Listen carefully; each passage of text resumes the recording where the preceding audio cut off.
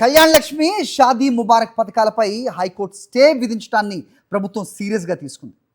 కోర్టుకు కౌంటర్ ఇవ్వకపోవడంపై విచారణ చేయాలని సీఎస్కు ప్రభుత్వం ఆదేశాలు జారీ చేసింది. కోర్టు కేసులో నిర్లక్ష్యం వహించిన అధికారులపై చర్యలకు సిద్ధమవుతోంది తెలంగాణ సర్కార్. ఇదే అంశంపై అప్డేట్స్ మా కరెస్పాండెంట్ శేఖర్ ఇస్తారు. శేఖర్, చెప్పండి, ఎవరిని బాధ్యులు చేయాలి ఈ అంశంలో?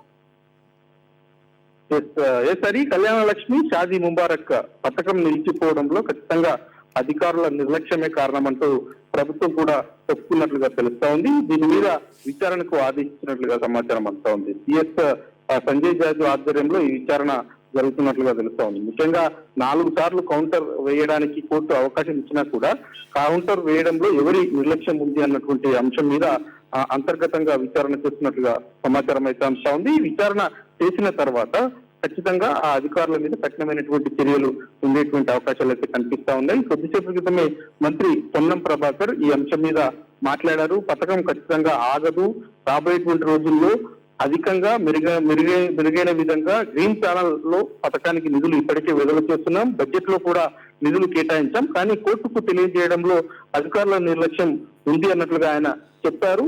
విచారణ పూర్తయిన తర్వాత చర్యలు. శేఖర్, అయితే ఈ పథకాలను ఉద్దేశపూర్వకంగానే నిర్వీర్యం చేసే ప్రయత్నం చేస్తుందంటూ విపక్ష బీఆర్ఎస్ ఆల్రెడీ ఆరోపిస్తోంది. ఇలాంటి క్రమంలో 4 సార్లు కౌంటర్ దాఖలు చేయకుండా ఇది కావాలనే చేసినట్టుగా ఉంది కదా అని అనుమానాలకు తావిస్తోంది కదా. అధికారులు నిజంగా అధికారుల ప్రమేయంతో, ఎవరి ఆదేశాలు లేకుండానే ఇలా జరిగాయి అనుకోవచ్చా?